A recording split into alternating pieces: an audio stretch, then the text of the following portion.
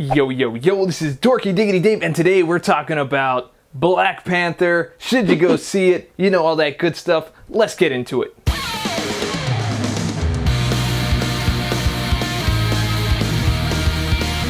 Welcome back, guys. We are talking about Black Panther, and this is directed by Ryan Coogler. You should know him by Fruitvale Station, Fruitvale. Never really knew how to pronounce that, but still, great movie. Also with Michael B. Jordan, but this guy came in and kind of switched the game up a little bit for Marvel, and it shows. So let's talk about it.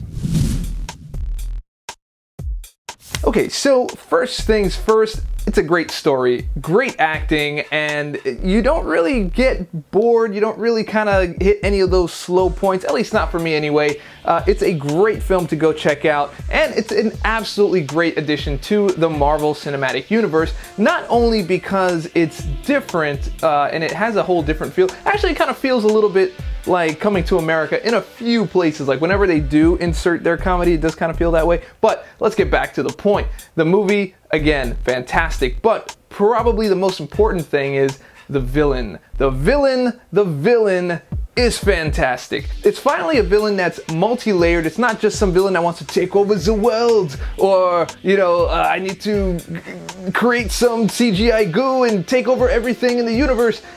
No, it's a very focused story, and it feels like T'Challa, Black Panther, feels like his personal villain. And even though they still expand it, but it feels like it's personal. It feels a lot more intimate in this case. And I say the same thing about Spider-Man Homecoming, because I did like that movie a lot also, but I really liked the Vulture because he was different. Again, it wasn't a world domination thing. It was just some guy trying to get his for his family and, you know, just kind of do right by his own crew.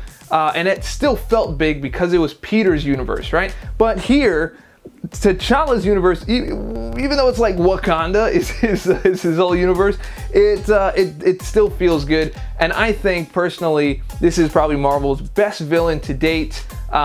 It's layered, it's complex, and you actually sympathize with him. You kind of don't know how to think. By the end of the film, you're just kind of like, oh, why do I feel this way? But anyway, absolutely great. I love the cast. I love the additions that they created. I love the costume design, and everything really just kind of came together pretty well. And it's not really like the typical superhero ending either. There's some actually some good stuff. Someone sat there and thought about a story and put it on the screen. So yeah, if you're looking to check this movie out, you're not going to be disappointed. You know, and another thing about the film is that there's a lot of commentary everywhere. Social commentary, racial commentary, political commentary, and almost a level of religious commentary. There's just commentary everywhere, but it's not preachy. And that's the beauty of it. It's a character-driven story with those elements in it, just kind of showing how those things affect the different people in the story,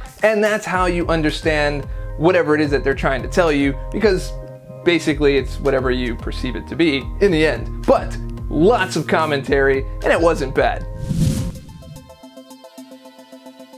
Okay, so I don't have a lot of complaints, or maybe I do. I don't know. They're little mini complaints. One, the main thing, absolutely the main thing, is the CGI. The CGI is really bad.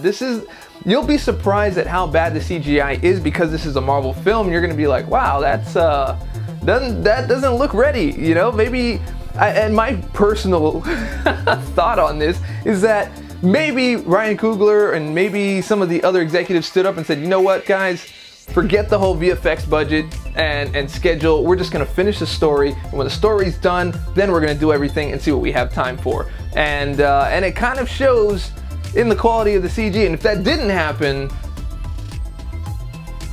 I don't know. There are certain parts that are very Blade 2-esque or PS2-esque, and then there are some very cliche action scenes that happen, you know.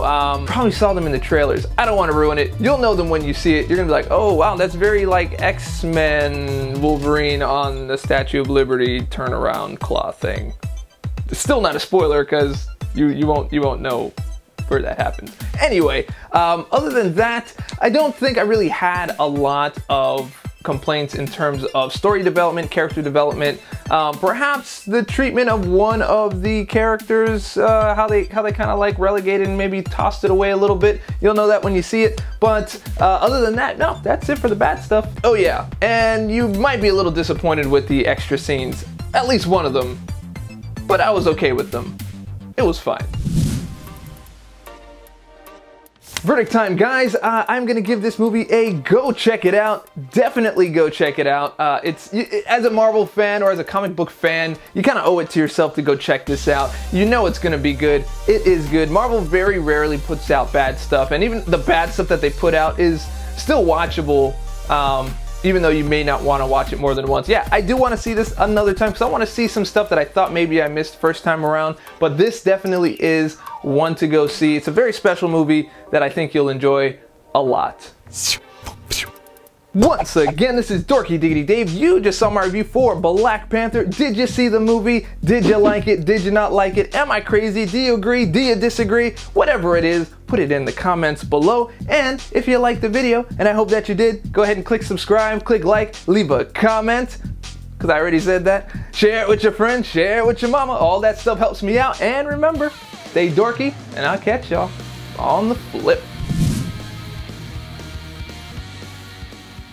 All right, that's done.